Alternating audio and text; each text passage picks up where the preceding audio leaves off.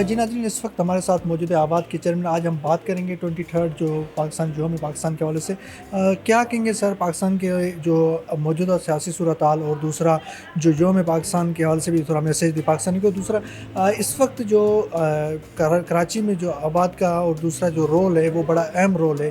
اس وقت جو غیر قانونی جو عمارتیں تھیں وہ زیادہ بڑھ گئی تھی، پھر آباد کی جانب سے بڑا اچھا انیشیٹو لیا گیا، اب اس پہ روک تھام شروع ہو چکی ہے. تو اس پہ آپ کیا کہیں گے سر؟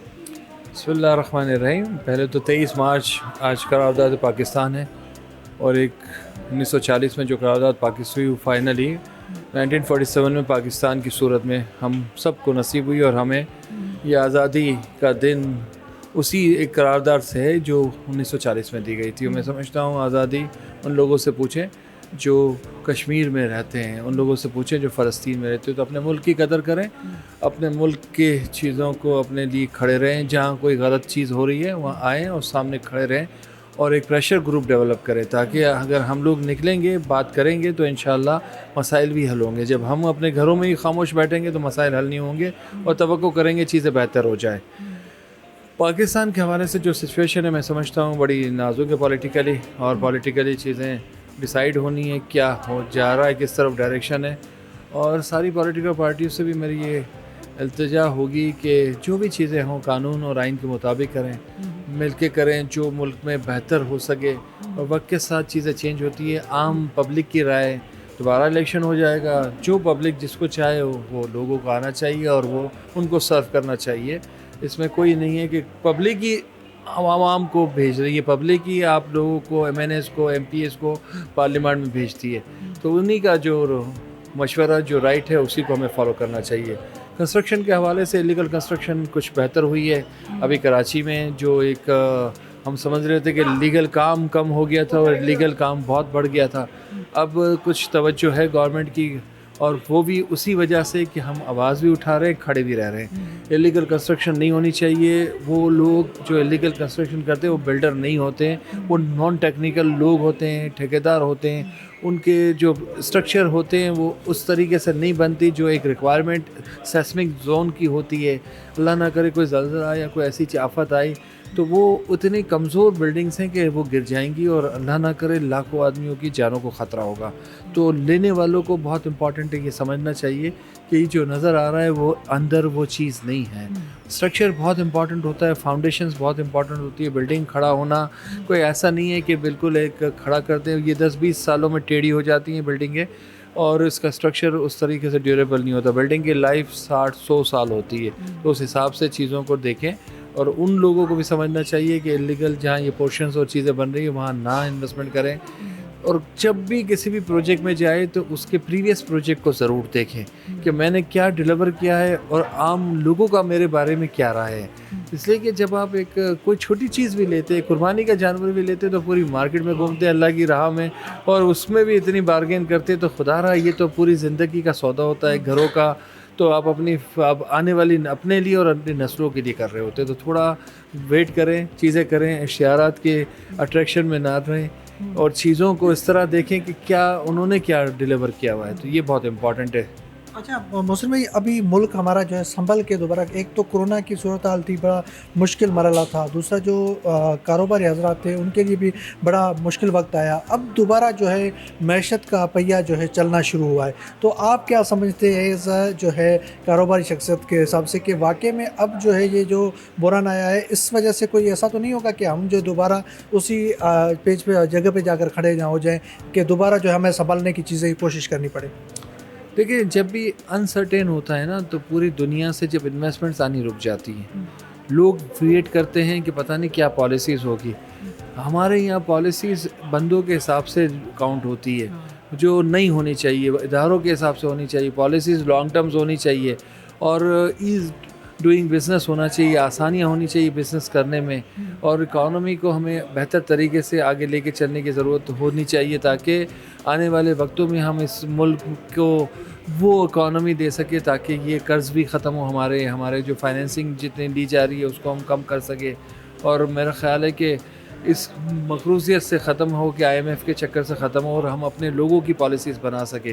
تو یہ امپورٹنٹ ہے. جو مشینریز، جو چیزیں امپورٹ ہو رہی ہے وہ ہمارے یہاں انڈسٹریز لگنی چاہیے، تاکہ ہمارا فارن ایکسچینج نہ ہو اور ہمارے جو ریزروز بڑھنے ہیں وہ ریکوائرمنٹ پوری ہو. تو انشاءاللہ کوشش کرنی چاہیے. ڈیفینیٹلی انسرٹین ہوتا ہے تو نقصان ہوتا ہے ملک کو. اچھا کنسٹرکشن کے کام میں اس وقت کمی آئی ہے یا زیادہ بڑھنا شروع ہوا ہے؟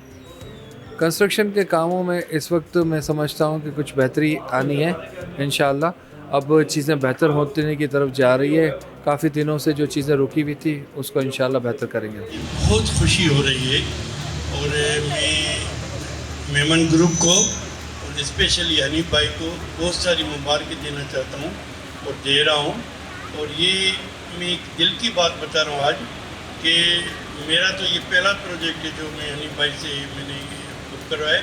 لیکن مجھے پہلے یقین نہیں تھا, لیکن ابھی میں دیکھ رہا ہوں کہ اسی لائن میں, اگر میں نام نہیں لوں گا کسی بلڈنگ کا, لیکن بہت سارے جو 10-11 سال سے پڑے ہیں, ابھی ان کی کوئی پوزیشن کا کوئی چانس بھی نہیں لگ رہا ہے. حنیف بھائی نے ہمیں یہ پوزیشن دی. میں حنیف بھائی آپ کو بہت ساری مبارکیں دے رہا ہوں, میمن گروپ کو, سارے جو آپ کے ٹیم ہے, اللہ آپ کو اور بہتر. اور میمن بلڈر نے جتنے بھی پروجیکٹس کمپلیٹ کیے ہیں ٹائم پہ کیے ہیں, جو کمٹمنٹ کیا ہے میمن بلڈر نے وہ اس پہ پورا کیا ہے.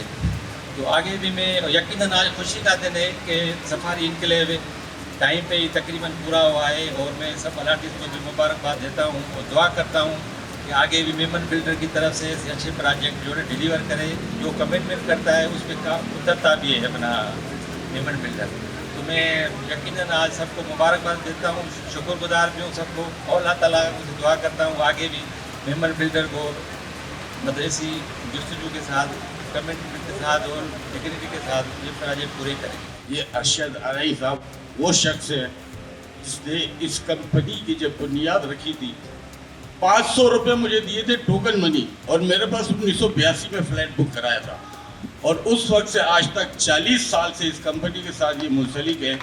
اور ان کے تمام جتنے بھی رشتہ دار ہیں, چاہے بھائی ہو, بھتیجا ہو, ان کی خالائیں ہوں, مطلب ان شارٹ میں یہ بتاؤں ان کا پورا خاندان الحمدللہ نہ صرف میرا کلائنٹ ہے بلکہ یہ ہمارے فیملی ممبر ہے اور یہ ہمارے ویل وشر ہے. آج اس کو ان کو خراج تحسین پیش کرنے کے لیے میں چاہتا ہوں کہ عیشی لب حاصل کریں. اس قدر جذباتی لمحہ ہے کیونکہ یہ دلوں کا سودا ہے. جتنا محبت سے حنیف بھائی نے ابھی بتایا ارشد صاحب کے لیے, تو یقیناً ان کے لیے ایک بہت جذباتی. بہت ساری تالیاں, زور تالیاں ہونی چاہیے. جی اور جب اس کی بنیاد بھی نہیں پڑی تھی اور صرف سائٹ آفس بن رہا تھا, صرف سائٹ آفس بن رہا تھا, اور سائٹ آفس بننے کے بعد اس کا جو فرش ڈلتا ہے وہ تک نہیں ڈلا تھا. اور یہ مجھے 3 فلیٹوں کے 5-5 ہزار روپے اس خاتون نے دیے تھے مجھے. اور مجھے بڑی خوشی کہ آج ان کا فلیٹ جب یہ دیکھیں گے تو انشاءاللہ تعالیٰ مجھے دعائیں دیں گے. پرزور تالیاں ہونی چاہیے. خواتین حضرات تالیاں ساتھ ساتھ رہیں, مزہ آئے گا.